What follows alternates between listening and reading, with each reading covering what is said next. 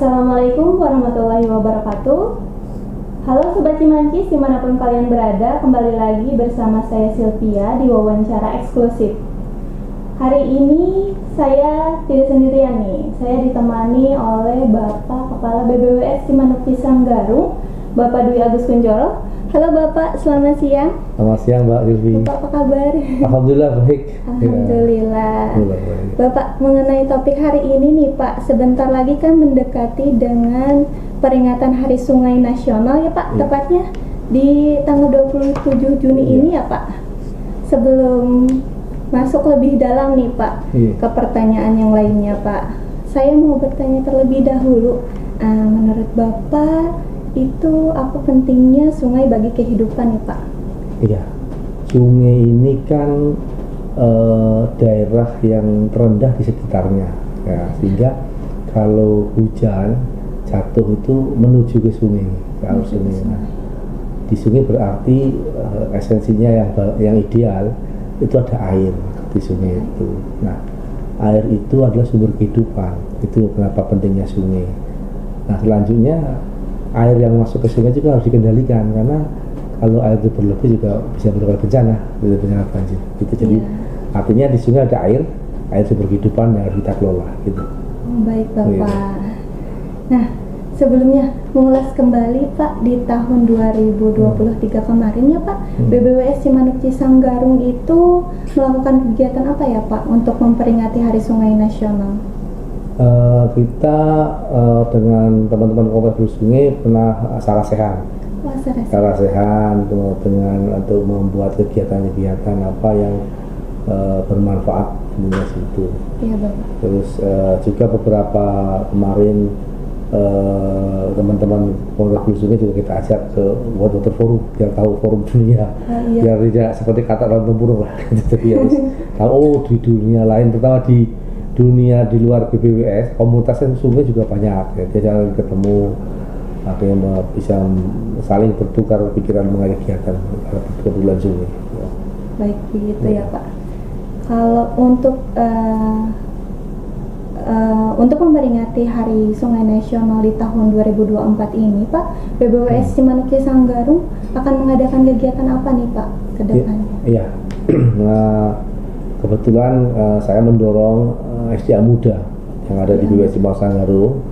Jadi untuk berperan aktif terutama memperingati Hari Sungai, kebetulan kan juga berdekatan ya dengan hari 17 Agustus. 17 Agustus. Iya, mungkin nanti kegiatannya direncanakan di awal Agustus ya. Jadi dalam memperingati Hari Sungai juga memperingati Hari Kemerdekaan. Jadi teman-teman SDA muda Cimantis ini akan meng-create ekskursi sumber daya air ya. Ekskursi sumber daya air itu kegiatan pembelajaran di lapangan. Jadi kalau kita belajar di lapangan langsung melihat misalkan bangunan infrastruktur sumber daya air termasuk dalamnya infrastruktur sungai diterangkan, terus kita sekaligus melihat dia kapan dibangun, sekarang seperti apa kondisinya, kita evaluasi.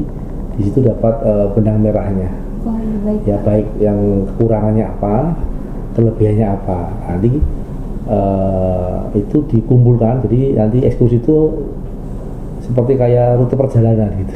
Oh, rute perjalanan. Rute perjalanan itu jadi akhirnya kita simpulkan, kita rumuskan gitu. Oh, baik begitu gitu. Ya Pak. Okay.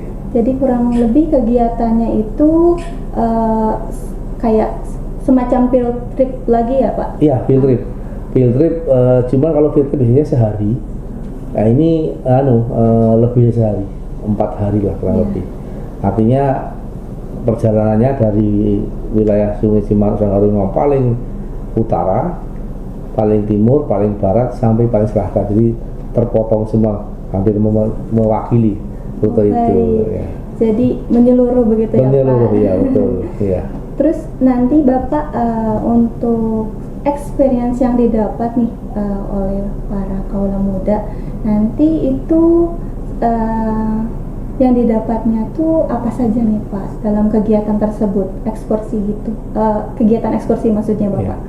Oke, jadi gini, SDA muda nanti juga kami mengundang mahasiswa perguruan tinggi yang sudah bekerjasama dengan BBWS Cimanuk Pisang Garung. Itu ada 2, Universitas Fatih dan juga STTC Cirebon. Nanti kita undang masing-masing dua mahasiswanya untuk ikut juga. Nah, dari pembelajaran itu nanti para generasi muda mendapatkan bagaimana sih kalau misalkan contoh membangun tanggul yang benar. Bagaimana sih contoh kalau melakukan mau nyudet saluran yang betul. Bagaimana sih contoh kalau merencanakan bendungan situ. Jadi nanti materinya, maaf Bapak, ya, dipotong sedikit. Nanti materinya disampaikan oleh siapa Bapak? materinya oleh saya, tapi dibantu oleh teman-teman kabit. Kita punya 4 kabit, jadi hari bergantian. Tapi memang ini inisiasi dari saya. Ya. Baik Bapak, ke pertanyaan selanjutnya ya Pak. Kalau berarti nanti boleh diinformasikan lagi kembali nih ke Sobat Cimancis. Nanti kegiatannya itu lebih dari 1 hari, berarti berapa lama nih Pak? 4 hari. Jadi 4 hari. memang kita sudah buat rutenya. Pertama di kantor kumpul di kantor pemuda ini hari Sabtu, karena kita memanfaatkan hari libur biar tidak banyak memakan hari kerja. Hari Sabtu pagi kumpul di sini, kita tur ke kantor. Kantor kita ini kan ada museum, ada contoh-contoh sumber resapan, itu juga pembelajaran. Ya, di sini termasuk museum rentang. Betul, ya, Pak? iya itu ada mural. Jalan Pasar itu kan itu ilmu itu, ada prosedurologi, ada kolam retensi, ada stasiun pengambilan air untuk pengisian mobil tangki, itu sesuatu yang kita kenalkan. Iya Bapak. Setelah dari sini baru jalan ke timur, ke Ciledug, di Losari, itu nanti kita lihat tanggul dari tanah dan juga tanggul dari pasangan batu. Nanti itu ada bedanya plus minusnya. Iya. Itu dan terus lanjut ke bendung Tawangsari, itu nanti kita melihat bendung dengan pelapis baja atau bendung Obermeyer. Itu untuk mengetahui di sana juga ada sudetan. Sudetan dari Sungai Cisanggarut itu disudet karena biar untuk cepat lari ke laut, biar nggak terjadi backwater dan banjir. Nah, di sana juga akan kita melihat dinamika. Sudetan itu kan dibangun hampir sudah 20 tahun lebih. Jadi plus minusnya apa? Setelah sekarang kita lihat gitu loh. Itu pelajaran, beberapa pembelajaran. Lanjut ke bendungan Malahayu untuk melihat bendungan yang dibangun dari era penjajah Hindia Belanda. Itu baru selanjut ke bendungan Kuningan melihat air baku dan ke Waduk Dharma. Nah, nanti hari pertama itu agendanya di Waduk Dharma, terus malamnya ada pembelajaran kuliah. Ya, kuliahnya dari jam 8 malam sampai jam 10 malam. Dengan materi-materi yang mendukung itu. Lanjut paginya berangkat lagi. Jadi rutenya dari Waduk Dharma jalan lagi sampai nginap di Jatigede. Oh iya, baik Ya. Bapak. Itu kan tadi disebutkan banyak banget gitu Pak, kota yang Bapak sebutkan. Ya. Itu melibatkan berapa kota Bapak dalam kegiatan 4 hari tersebut? Kalau wilayahnya yang kita datangi nanti 8 kabupaten kota. 8. Ya, 8 kabupaten kota memang dari dalam 4 hari itu. Nah, nanti kita menginapnya di Waduk Dharma, kita punya mes di sana. Terus kita menginapnya berikutnya di Waduk Jatigede, jangan sudah ada mes. Terus yang terakhir kita nginap di Arboretum di Garut. Oh, terakhir di Garut ya Pak. Namun sebetulnya bulan terakhir malam nginap terakhir di luar kota Cirebon. Bermalam Iya, terakhir. malam terakhir. Habis itu paginya berangkat lagi langsung ke Rentang dan Indramayu. Baru balik ke Cirebon lagi. Setelah untuk destinasi terakhir di Indramayu itu ke mana ya Pak? Ke pantai Juntinyuak. Ya, itu kita melihat pengamanan pantai. Nah, pengamanan pantai yang sudah dilakukan. Jadi pengamanan pantai itu kan untuk menahan abrasi. Itu kita lihat seperti hasil efektif apa, kita evaluasi bersama di sana. Gitu. Nah, terakhir tetap kembali ke kantor. Nah, hari keempat sore sampai kantor, malamnya kita buat laporan langsung sampai jam 10 malam. Laporan akan selesai yang berupa poin-poin pembelajaran yang penting-penting yang kita kemas nantinya untuk policy brief. Jadi untuk policy itu brief untuk masukan kebijakan kepada pimpinan. Nah, belajar dari tadi. Gitu. Ya baik Bapak. Mungkinkah Pak nanti kegiatan ekskursi ini bakal diadakan lagi nantinya Bapak? Saya kira sangat mungkin ya, karena bermanfaat untuk pembelajaran. Tapi tentunya diharapkan pesertanya berganti, tidak itu aja. Oh iya, sasarannya mungkin ya Pak, Sasarannya ya, diganti. itu berganti orang. Iya, Berganti betul. orangnya. Bisa dalam rangka mungkin memperingati misalkan hari pendidikan nasional, bisa juga hari pahlawan, juga bisa hari Sumpah Pemuda, juga bisa hari kebangkitan nasional, juga bisa hari air dunia, juga bisa Betul hari ya, Pak. bakti PU, juga bisa. Iya. Baik nih Bapak, berarti untuk topik berikutnya nih Pak, mengulas Oke. sedikit tentang infrastruktur yang ada di wilayah kerja Cimanuk Cisanggarung, tepatnya yang berada di perbatasan Sumedang dan Indramayu itu Pak, informasi yang kami dapat akan ada yang diresmikan dalam waktu dekat ini, apa betul Pak? Iya, ya insya Allah tanggal 9 Juli, hari Selasa minggu depan, bendungan Cipanas ini diresmikan. Bendungan Cipanas ini termasuk bendungan yang relatif murah biayanya. Pembiayaan ini dapat begini, biaya konstruksinya dibagi dengan volume air tampungannya. Jadi biaya pembebasan lahan tidak dihitung karena kan berbeda-beda tiap bendungan. Nah ini termasuk yang murah.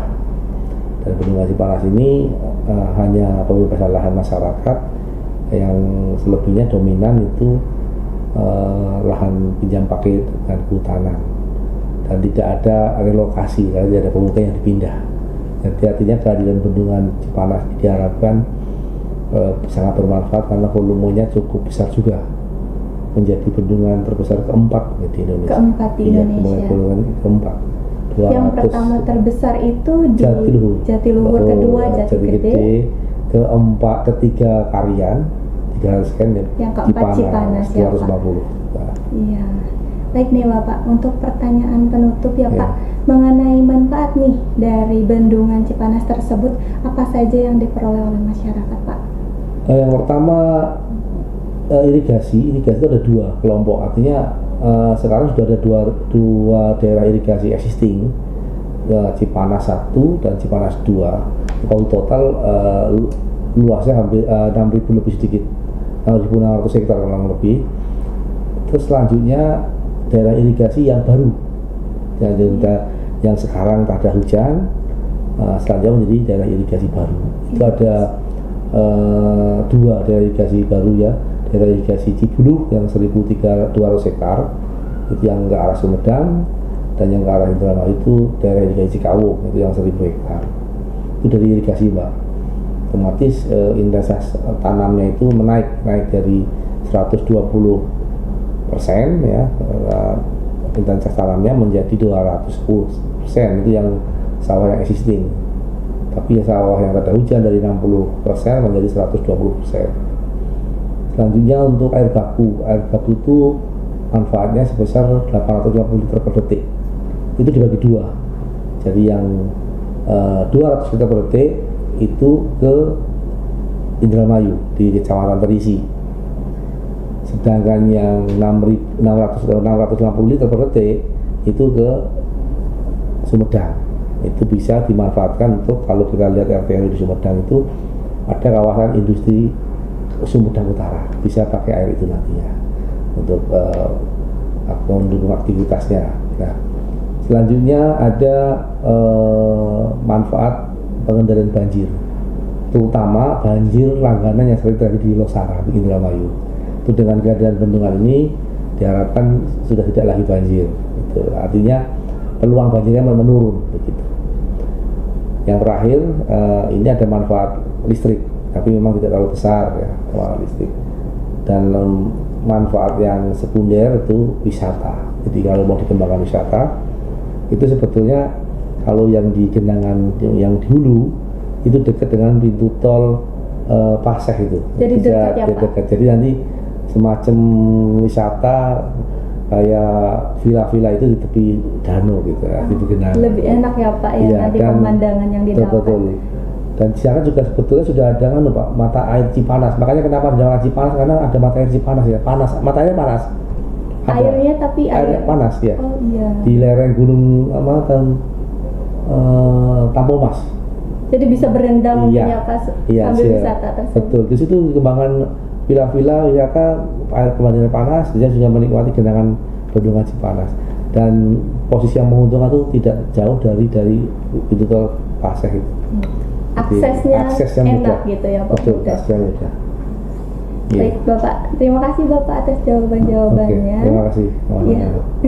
Baik Sobat Cimancis, berakhir sudah wawancara hari ini. Bapak terima kasih ya Bapak Terima atas kasih. waktunya. Iya. Kami segenap tim yang bertugas mohon pamit undur diri. Ditunggu wawancara eksklusif lainnya Sobat Cimancis. Mohon maaf jika masih banyak kekurangan. Ditutup dengan wabillahi taufiq wal hidayah. Wassalamualaikum warahmatullahi wabarakatuh. Waalaikumsalam.